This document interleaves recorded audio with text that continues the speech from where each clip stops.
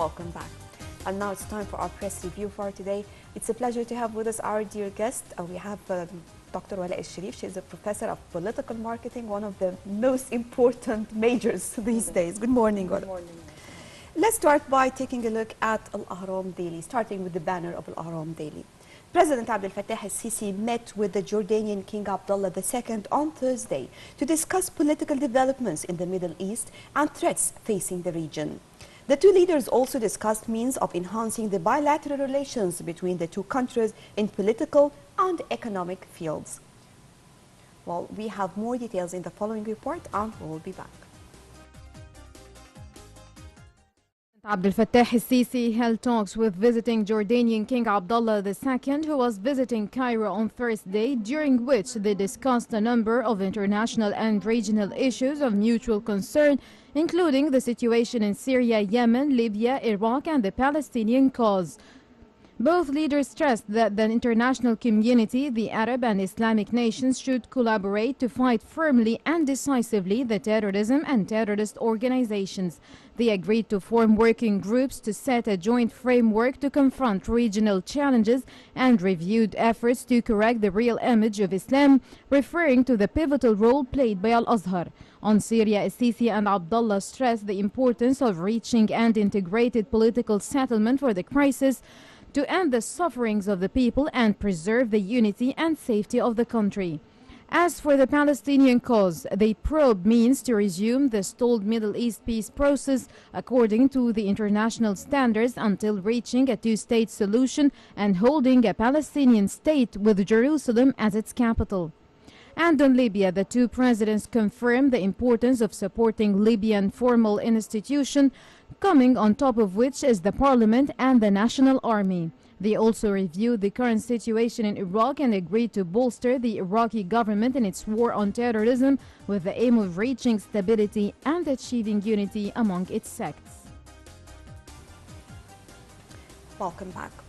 So, talking about the visits and meetings with leaders of the Arab countries, these meetings are very important right now, especially that we all realize how important it is that all Arab countries again to act as one man. And this is what we can see from the visits of President Abdel Fattah al-Sisi and meetings as well. Yes, the bilateral relations between the two countries, especially in political fields, not economic only, maybe the economic relation in the third step that we seek to achieve, but the first is political stability and seeking for... They say the political will to do something. Yes, the political will that we seek for to have a political stability among the Arab world all over.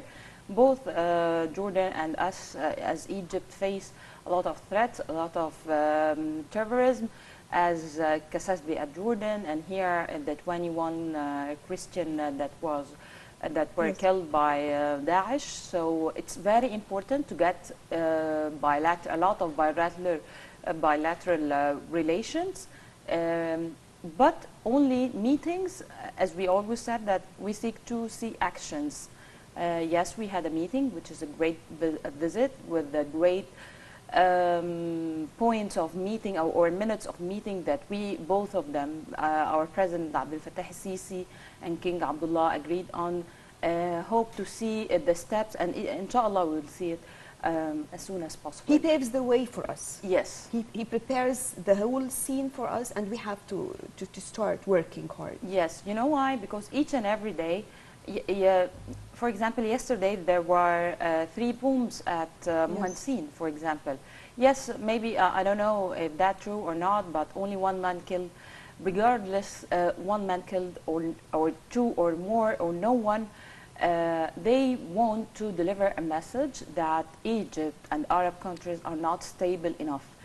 If we are not stable as Arab countries, not only Egypt, will not have economic development, we will not have stability in anything, even tourist or tourism. And let me put it like this, even now the international media, they know exactly what is happening, what they are talking about, especially when it comes to President Abdel Fattah al-Sisi. Right. Now they are, all the respect, they know how to deal now Yes. with the situation. Yes. Let's move on to another headline. Governor of South Sinai, Khaled Fouda, confirmed that the upcoming economic conference to be held in March will work to restore the status of Sharm el-Sheikh as a city specialized in tourism conferences, including its possession of the tourist potential of the unique environmental and ingredients, as well as enjoying an infrastructure and vital facilities. Sharm el-Sheikh is also an important place, and talking about incentive tourism, Yes. one of the most expensive and the most important kinds of tourism actually. Yes, and also Sharm is Sharm el-Sheikh at Sinai, so that place that others are assuming that the group of terrorists are living there or are staying there. So the coming conference, the economic conference at March, is very important, not only to achieve economic development or economic projects or deals, or not that only side, but how we will prepare for it with a high security, and also not, by the way, it's not only an economic conference, but it's political one. If we held it, inshallah, in a good way, it will be delivering another message, which is, yes, we are insisting on achieving political stability, which is very important because we are waiting or going to achieve the last step of the roadmap, which is parliament elections, and we are seeing nowadays each and every day number of candidates that are coming up and talking and discussing that. But that conference should be held among and covered among the whole world and deliver the message. Let me say it is going to be the image of Egypt. Yes, And this is something yes. very, very important. The political image. Moving on to Al-Akhbar Daily. Foreign Minister Sameh Shukri left the Russian capital Moscow and the Egyptian delegation in the evening of Thursday on his way to Beijing in the context of a current foreign tour including Tunisia, Paris and Moscow. Foreign Minister had held during his visit, actually it was a one-day visit to Moscow, talks with his Russian counterpart discussing the Egyptian-Russian relations in all fields and also common concerns of the regional and international issues. The meeting tackled the Syrian crisis and the deteriorating situation in Libya, as well as developments in Iraq and Yemen. Talking about Russia, long history with Russia, and I believe that Russia can play an important role during this period of time, because not only for us, but for them as well. Yes, for them and for us and for other countries. As you said, Libya and Iraq and Yemen, not only development, but also fighting and facing the great number of militias that, especially at Libya, that meeting or that or seeking for bilateral relation in terms of to face all the group of militias at especially Libya, then we'll go back to Iraq, then at last Yemen, is very important. Also, what we would like to see in the coming days, actions of that meetings, actions or implementation plan for what we are going to do. You know, if they want, I'm talking about the international community, I believe that if they want to control and get rid of the Daesh group, they can. Not Yes. in 3 years, because they are Maybe not that great number, and they know exactly how, because definitely they know how to reach all of them. So this is something, you know, I don't know, But you know, yes, there's a number which is known, but there's a number that they are brainwashed. And I'm afraid of those who are brainwashed that can support that small number of Daesh members. So I have to work on awareness, because we have a great number of brainwashed citizens at Libya, at Egypt, at Iraq, at Yemen, that may have that they have a weak point. Talking about the political marketing, do you think that this is easy? it can be an easy job. Not that easy. I mean, can we do it? Are we capable of this? Not Egypt, but I'm talking in general, because we're not the one who are going to do it. Each country has to work on this on their own, because it has to do with how the citizens of these countries can realize the importance of just forgetting everything and remember what do we have to do for each one state. Right. But it is not that easy, because let's talk about Egypt.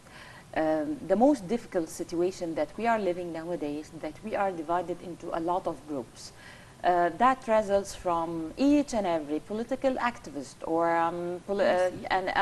they are responsible for this. They are responsible. They came up on the media and they discuss a lot of topics. There are people that they may get convinced by what he's saying or he or she saying. So he divided a group into two. Came another political activist, talk and discuss. They divide that group to 3 and then to 4 and so on. So that division we are not only facing in Egypt, but among the whole Arab world. So those, I'll tell you, each and every one of us that came on media and discuss politics is responsible. He has got a great responsibility among those people who convinced by his words. You made division in the street. You may brainwash a number of people that to follow you. He is seeking for followers for his idea, for his plan that he would like to achieve. You know, since the revolution, 25th of revolution, we were at the beginning we were 1. Then we were 2. Then I can wonder the number nowadays. We are more than one party, that have more than one party. Each and every party has got a lot of demands that they are asking. Those demands are different. Why not to get union again, to have only 5 or 10 demands that all parties agree on? I remember when President Sisi said, why do you say 25th and 30? Can't we put them together? We must. All are the same. We made a change seeking for development and building our country. But all those, what we are facing nowadays, really I'm afraid of those political activists who came up and discuss. I don't know what is their political background or educational one, and they affect people, and the people start following them, not only in Egypt, but in other Arab countries. The same at Daesh. Yes, we know the member of Daesh, but also there are a number who are brainwashed and may agree the idea of Daesh, that Daesh may have right.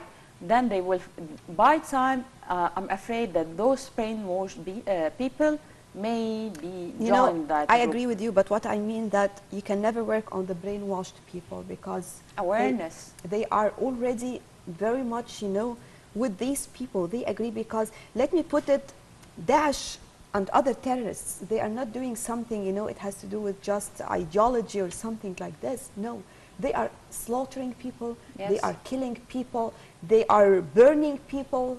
So by the name of Islam. If I agree with him, definitely I can never, how come it's not the idea that I agree with you in a certain point of view, for example, but if I agree that you are going to slaughter people, if I agree that you are going to do all this, definitely that they will agree. Whatever you will do with me, it's going to be in vain. That I reached to a level, I don't know how to express it, but very, very strange. We are not used to this even here in Arab countries or anywhere. But by the name of Islam, they are talking and discussing and convincing people by the name of Islam that you are getting back your country, you are getting back your religion, you should fight those... and this is our fault, actually. Let's put it like this, that we gave the chance to anyone to work under the umbrella of religion. Any religion. And the Azhar has a great role that must play nowadays, which is very important, and each and every member in the Azhar should came up, and also the members in Azhar should get united again to speak like let's say like years ago, like for example Sheikh Sharawi. No one get different with his own ideas, but nowadays even the members of Azhar to take about the right Islam may get different ideas. Right, let's move on to a quick break and we'll be back to resume our press review.